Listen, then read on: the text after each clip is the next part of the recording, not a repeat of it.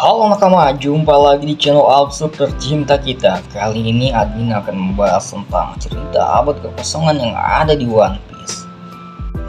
Sebelum mulai ke ceritanya, jangan lupa di subscribe sebagai support kalian terhadap channel ini. Langsung saja kita mulai ceritanya.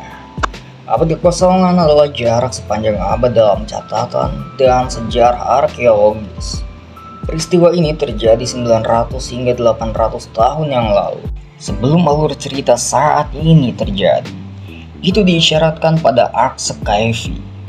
Bisa dibilang abad kekosongan ini diibaratkan di mana abad atau zaman pada saat itu berada di peradaban yang sangat maju. Hal ini diketahui lebih detail dan dijelaskan oleh Dr. Vegapunk ketika dia meneliti sumber daya yang ada di robot kuno.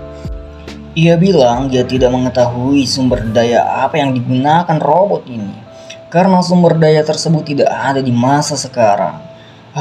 Hal ini juga yang membuat dia semakin meneliti lebih jauh dan ini semakin mendekat ke abad kekosongan.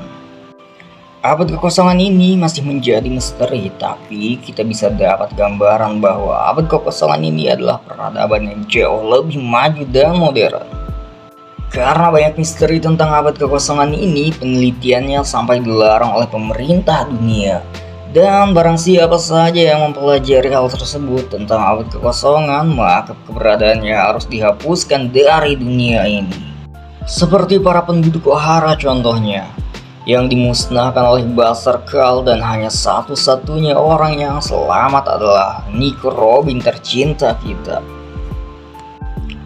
Lalu, apa sangkut pautnya dengan Dr. Vegapunk?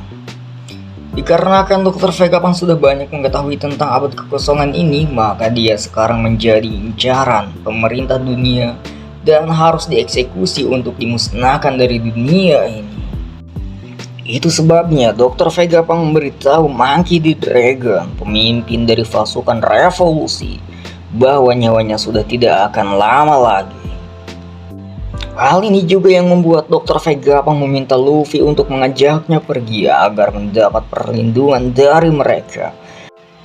Maksud lain dari Vegapunk meminta Luffy untuk membawanya pergi tidak hanya untuk meminta perlindungan saja, akan tetapi Dr. Vegapunk juga akan memberitahu hal apa yang sebenarnya terjadi pada dunia ini dan apa yang terjadi 800 tahun silam pada abad kekosongan.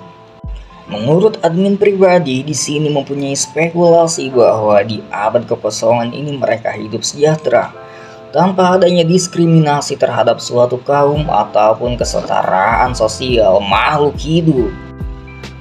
Sehingga mereka yang hidup di abad kekosongan ini mereka merasakan damai, tentram, dan sejahtera. Karena semuanya hidup berdampingan, tidak seperti sekarang ini ada kaum yang harus dihormati dan dipuja-puja seperti naga langit contohnya. Spekulasi yang kedua, karena semuanya hidup berdampingan, hal inilah yang membuat era di mana abad kekosongan ini dijuluki di mana zaman peradaban yang sangat modern dan sangat maju. Karena semuanya mampu menerima gagasan ataupun pendapat terhadap sesuatu hal, sehingga apapun itu bisa diterima dan mampu menciptakan negara yang maju dan makmur. Lalu, siapakah pemimpin sebenarnya di abad kekosongan ini? Joy Boy. Banyak yang berpendapat pemimpin di era kekosongan ini adalah Joy Boy. Tapi di sini admin punya pendapat lain bahwa pemimpin di abad kekosongan ini adalah bukan Joy Boy. Lalu siapa? Ada seseorang yang memimpin pada abad kekosongan ini yang mengatur segala sesuatu hal. Lalu siapakah Joy Boy di era abad kekosongan ini? Menurut admin, Joy Boy sendiri adalah tangan kanan ataupun prajurit yang sangat dipercaya dan sekaligus penasihat di abad kekosongan ini. Bukankah Joy Boy kuat? Kenapa dia tidak menjadi pemimpin di abad kekosongan?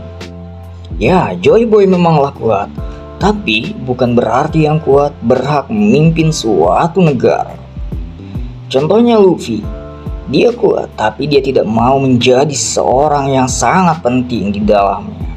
Karena yang dia inginkan adalah kebebasan. Termasuk Joy Boy sendiri. Joy Boy inginkan kebebasan bagi semua orang, termasuk dirinya. Mungkin sampai di sini saja admin menerangkan teori absurd kali ini. Jika ada pendapat lain boleh ditulis di kolom komentar.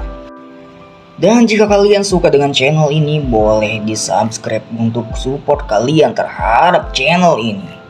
Sampai jumpa di video selanjutnya. Nakama Outsu.